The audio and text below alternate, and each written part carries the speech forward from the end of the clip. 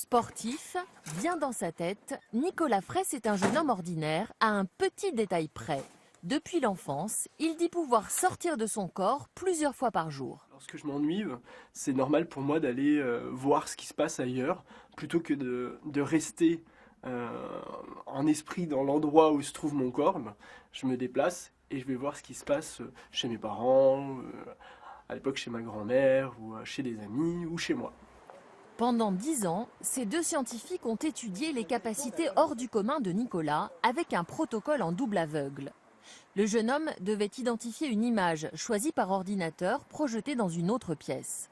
Sur 40 tentatives de sortie hors du corps sous contrôle, il est parvenu 7 fois à voir une image sans jamais se tromper.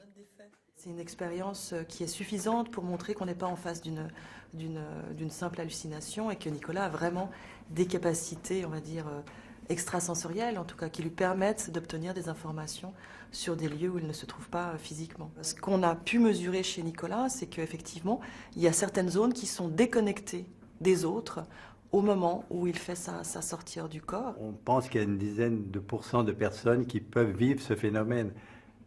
Sinon quotidiennement, comme lui, mais du moins sporadiquement, en tout cas au moins 1 ou 2 fois dans leur vie. À Paris ce week-end, 1500 personnes, des chercheurs français et américains, ont exploré les capacités méconnues de la conscience.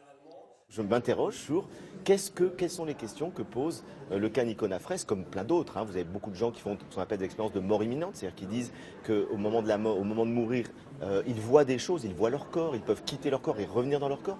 Donc tous ces phénomènes-là, il y a des millions de témoignages dans le monde, posent une vraie question aux philosophes et aux scientifiques. Où est-ce qu'est la conscience ? Le monde scientifique commence à peine à explorer l'univers de la conscience, question centrale du débat philosophique depuis à peine 2500 ans.